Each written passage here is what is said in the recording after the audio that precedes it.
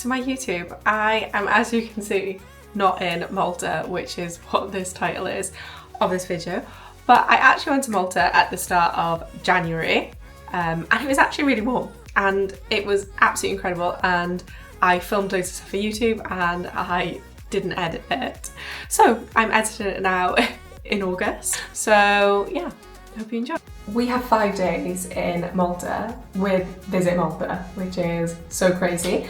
I am with a photographer called Chris and we are taking photographs. I'm not taking photographs once, he's taking photos and I'm just being the model in it, which is pretty cool. So yeah, we're out here for 5 days. So I'll run you through everything that we've done. So if you do fancy a trip to Malta, then you can maybe follow some of the itinerary or the little bits, or the bits that you fancy doing basically. Oh my day, it's so windy. And a full rainbow has just started to appear. Good morning. We are currently at St Paul's Island for sunrise. So the plan is to get some drone shots of this island over there. So I think Chris is circling and doing some cool drone shots as he does. Gives a good time to soak in this epic sunrise. Look at that.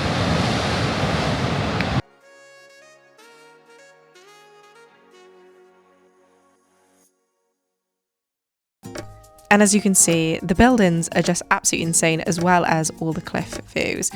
Today was a bit of a itty bitty, going to loads of different spots, but this one was actually one of my favourite. So we've currently been driving all this morning, ticking off loads of different points, which have been amazing, and going round all the coastal cliffs. It's a bit windy, as you can see, my hair is very windswept. And we are currently at the Red Tower, which looks like this. And honestly, it's been, oh my god, nearly fallen. It's been really pretty, and it's actually really warm. It's about 16 degrees at the moment. And Chris has got some amazing drone shots of the island. It looks so cool from the sky. For this trip, I am ashamed to admit I had never heard of Popeye, so it was such a surprise to visit Popeye Village, but I absolutely loved it, and the whole surroundings around the sea was insane. Look how clear that is. Like, you need to go in summer. And there's so many gluten-free options, as you know by my name. I am gluten-free, and this was one of my favourite places. This was the starter, that parmesan. It was just so good, and that parma ham. And then I had salmon, and it was just so fresh. I just feel like every time I'm near a coastal town, I have to get seafood, and this 100% delivered. I've just been so impressed with all the food in Malta. And this is Popeye Village. So you have to go get tickets at this booth, and then you go in and you're magically transported onto a Popeye Village set where they had live music and dancing.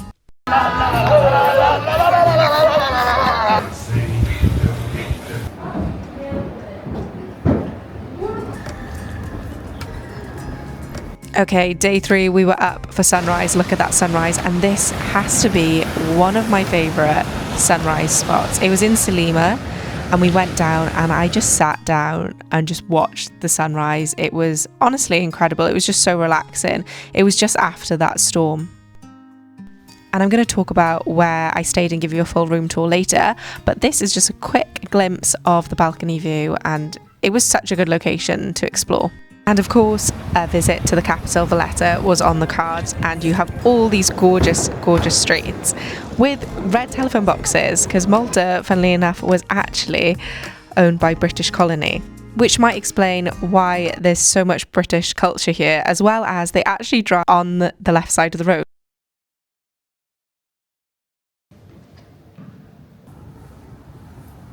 Oh, that looks so cool.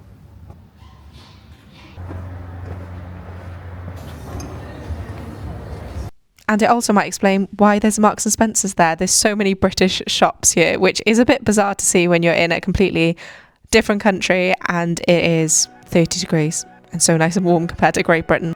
Now this is one experience I would highly recommend, and that's the gondola. It's such a great way to see Malta from the sea, and it was just such a nice experience going across the water and then stopping, having a roam round, and just having this was absolutely insane. It was such a good bruschetta, and then managed to get pasta again. I think I'm 90% pasta at this point. Any history lovers are just gonna love this place. It's so cool. This is Fort D'Angelo, and I think this has one of my favourite photographs that I posted on Instagram as well.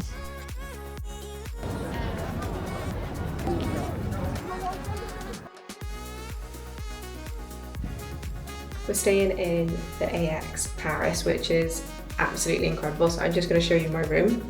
So me and Chris each have got, I think it's the same room, but yeah, it's absolutely huge. So we walk in this corridor, then we've got like full wardrobes, and then we've got a balcony there with a bit of the city and a sea view. And then absolutely humongous, massive bed. And then we come into here and we've got a little bathroom and then a toilet in the back there. It's 4:34 and I think every day we've woken up. At 4 or 5 o'clock in the morning. But this time we are catching we're driving 45 minutes across the island, and then we are catching a ferry to Gozo, which looks absolutely incredible. Always wear this SPF. Oh. In itself, if you're messy like me, do it over a sip. So the waves have been quite choppy and wavy, so I'm not actually sure if we're getting in the sea. So I brought my swimming costume with me anyway. And then I think we have the full day exploring Gozo Island, which looks so good.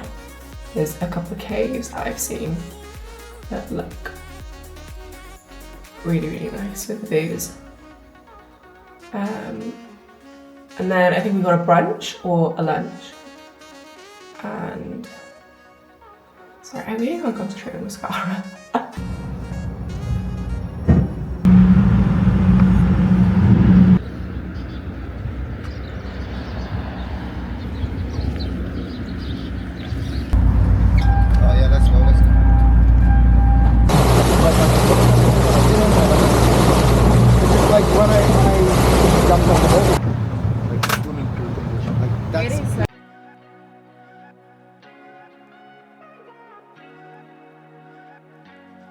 Now 100% you can see why I want to come back when it's definitely warmer weather, because that sea looks so inviting. And this was probably one of the highlights of the whole trip. It was so cool going in through all these caves.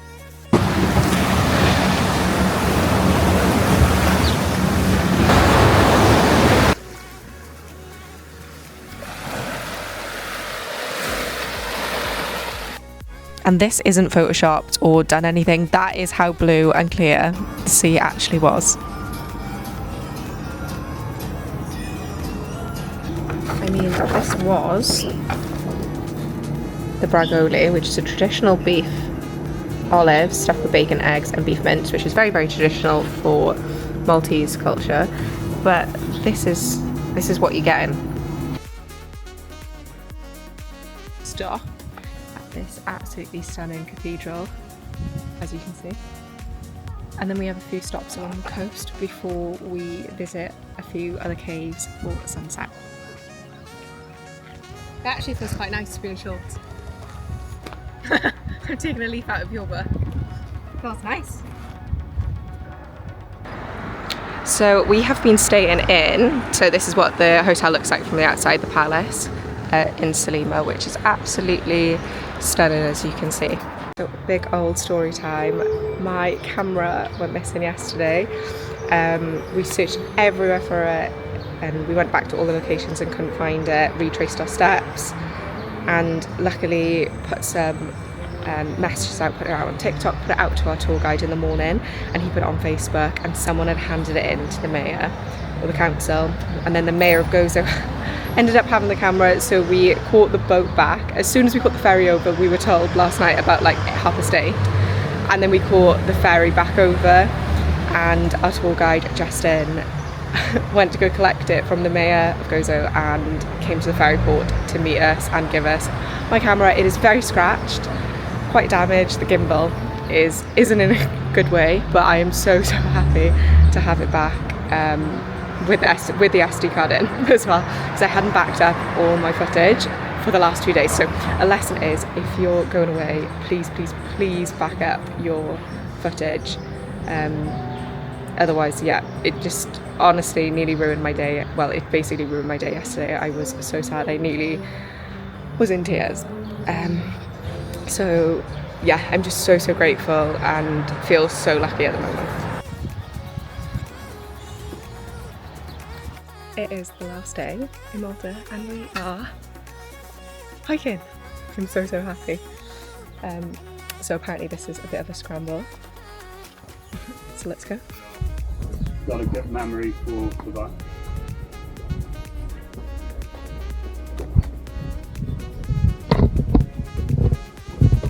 I'm really shit with names, so.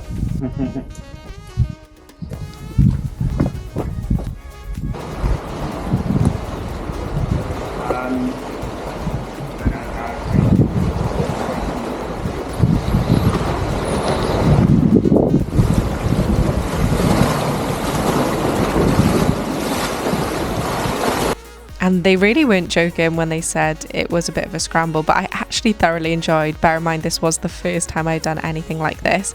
It wasn't a scramble with harness clipped in like a via ferrata, but it was really good fun, and it led to the most insane view of the Blue Grotto. And it's just something more rewarding about climbing all this way up for 2-3 kilometers and reaching a viewpoint that kind of no one else can get to. It just makes it extra special. And that is the end of the video. I hope you have enjoyed. I hope you really want to go to Malta after all that, because honestly it is one of the best countries I've been to, and I thoroughly enjoyed and was fed really well, as you can see, being gluten-free. And as I said, really excited to go back. I feel like there's so much more to explore, and the scenes there incredible, as you can see, from a landscape point of view, photography, or even those boat trips, because I definitely want to get in the sea. Thanks for sticking around for my video. And of course, this sounds really cheesy. Can you like, subscribe if you like this video? If you like the video, give it a thumbs up and subscribe, and I'll see you in the next video.